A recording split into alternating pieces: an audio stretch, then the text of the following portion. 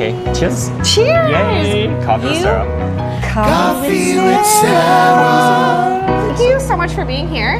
No, of course. I'm so excited to talk about you, talk about your show.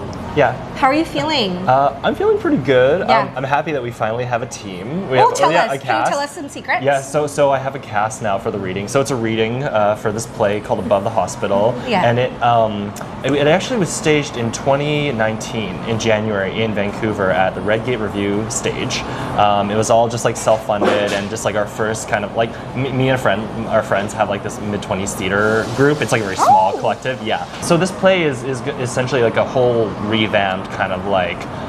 It's set in 2016, and I would say it's not really that original play, but the heart of it still exists. And I think the heart of it is really much about trying to capture the specific perspective of artists who are in their mid-20s or older, and essentially the idea of like portraying sort of like the climb of life as like a plateau, you know, and what happens when you get to that plateau, and instead of just like always, you know, trying to get somewhere. Like this thing about like we all feel like we have to work towards something, we have to constantly work and work and work towards something.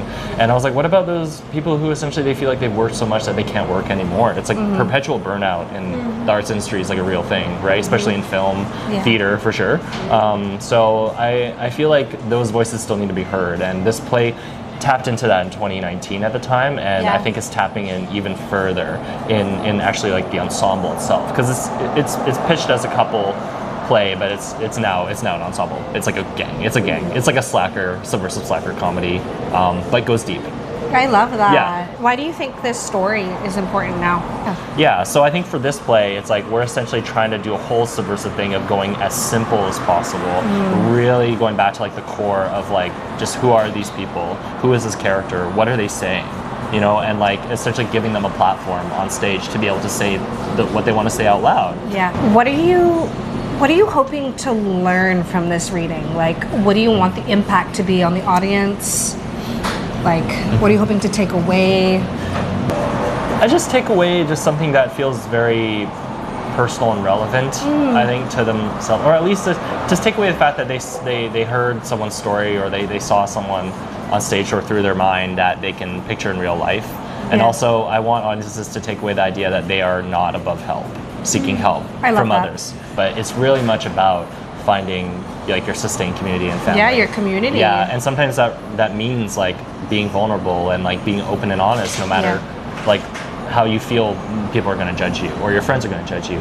I'm so curious. How did you come to like write this play? Like, what's your background? Like, playwright, theater, film. Like, where do you come from? Yeah. So like, I guess originally I did theater in high school, and then I graduated and I went to criminology, and because I was. I know it's well like Asian parents like it's like you know yeah it's like oh like theater like no go do a degree. But I started working at the Chinese Community Policing Center because I can speak Mandarin, so I was translating, and the job was very hard, and I sort of had some sort of burnout and like kind of like midlife crisis like in your 20s, which everyone gets. And then at that time I was ironically still hanging out with a lot of my theater friends and film friends who were going to Capilano and SFU, and then they started introducing me to sets, and then I just had this one night where I went to hang out with my friends, and this moment of that happened with this couple. I won't declare any names or any specificities because I don't want to call them out, because they will call back, because that happened in 2019. But it was just like it was one of those things where it just like this idea came, and I sort of just felt this sort of story of like this is like where we are, like this is us, this is our youth. Where are you hoping to take this show after?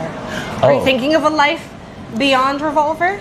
Yes, I am actually. I think we've so luckily we're actually going to be premiering the show live at the Toronto Fringe Festival in July in 2026. Heck yes! Yeah. Is that a new development? It was quite recent. Yeah, congratulations. It happened in March. Yeah. So it's like it directly ties to like Revolver, which is beautiful. Yeah. But like besides that, it's like I'd hope to actually try to make it into a live action film as well. Where did it come from?